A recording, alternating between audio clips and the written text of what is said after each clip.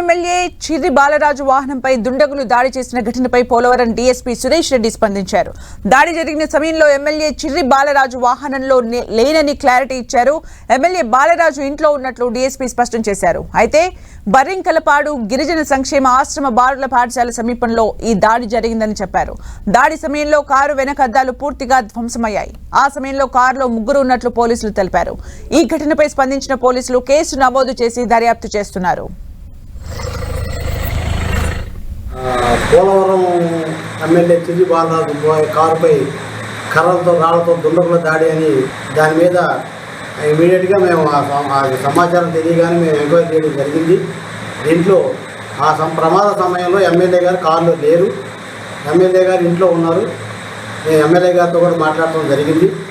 తర్వాత కారులో ఎమ్మెల్యే గారు కాకుండా వేరే ప్రైవేట్ డ్రైవరు వాళ్ళ పిఏ గారు ఇద్దరు కారులో వెళ్తున్నప్పుడు బర్రింకలపాడు ఊళ్ళో నుంచి వచ్చి మెయిన్ రోడ్లో తిరిగే టైంలో వెనకాల పెద్ద శబ్దం వచ్చినట్టుగా చెప్పారు.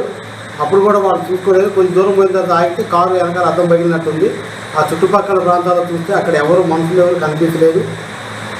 ఆ డ్రైవర్తో కూడా నేను మాట్లాడటం జరిగింది. ఎమ్మెల్యే గారితో కూడా మాట్లాడాము. అక్కడ ఆ మూలంలో వసతి గృహం కూడా ఒకటి ఉంది.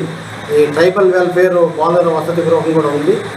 ఆ వైపు నుంచి వచ్చిందా లేదంటే వేరే వాళ్ళు ఎవరన్నా ఆ ప్రాంతంలో ఉన్నారా అనేది కూడా వెరిఫై చేస్తున్నాము.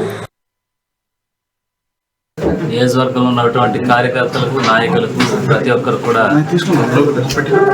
తెలియజేసేది అనగా ఒక గంట క్రితం జరిగినటువంటి ఏదైతే నా కారు